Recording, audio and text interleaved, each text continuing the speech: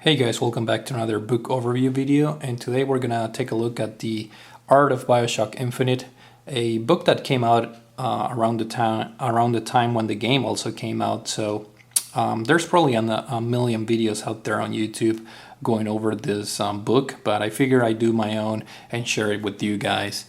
And as you can see, this book was published by Dark Horse, and it comes with this sleeve with Elizabeth and the Songbird on it. And I'm just gonna take out the sleeve really quick so you guys can see. This is the hardcover of the book, and as you can see, it has some gold shiny texture, very similar to the Hyrule Historia book, which is no surprise because that book was also published by Dark Horse, so very similar quality and feel to the book itself. Now, as far as this Bioshock Infinite book, it's really cool because it contains unused concept art that was not necessarily that did not necessarily make it to the final game. So if you guys see a lot of the pictures in here and a lot of the scenery and the art in this book, if it's not familiar to you guys, then don't freak out, because that's the purpose, or the main purpose, of this concept art book.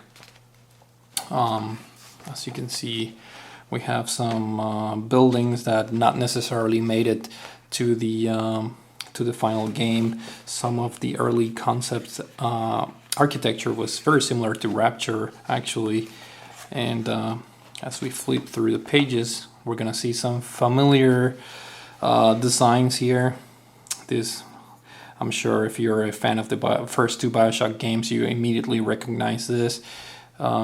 This is looks kind of like a little sister with a quote unquote big daddy, but a Columbia version that obviously never made it to the final game. So very interesting. Here we can see some of the enemies in the game, some bizarre character design, if you will. And here we see the satanic priest, which did not make it to the final game. Obviously, he shoots blood from his hands and stuff like that.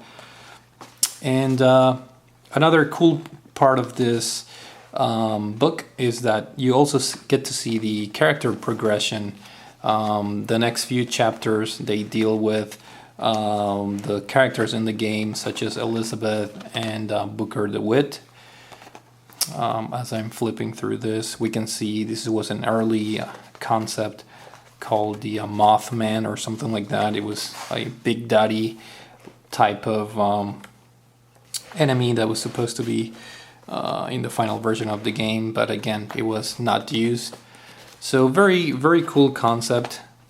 As you can see, we also have the propaganda, the advertisement, and here we switch chapters. We have Elizabeth, and as you can see, we have some early concept, both as far as their physical features and also clothing and other details like that.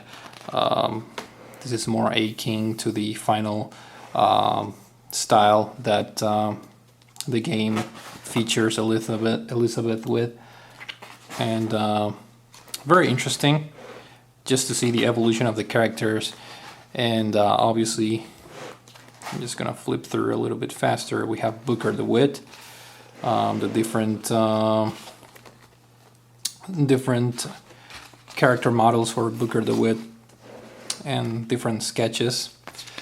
If I have to perhaps criticize this book, is that it doesn't have enough commentary. As you can see here, there's a very a sentence or two regarding this page, and talking a little bit about the concept behind this drawing in particular, but it's not very in depth. It would have been nice to have a much more text and much more commentary from the artists that drew in this game.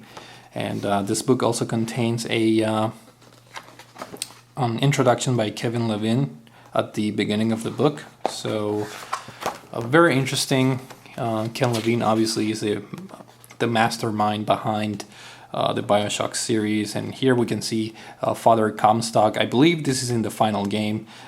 This looks very familiar. I think this propaganda poster made it into the final game. So not everything in this book is unused. Some of the stuff made it to the final version, but again, most of the stuff did not. So I think that's the value of the book. Here we have Daisy Fitzroy, the different designs. Obviously, she's the leader of the Vox Populi,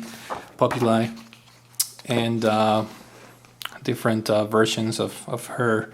Very interesting book to have, especially if you enjoyed the game. Here we have the Patriot, a very annoying enemy that can be found throughout the game.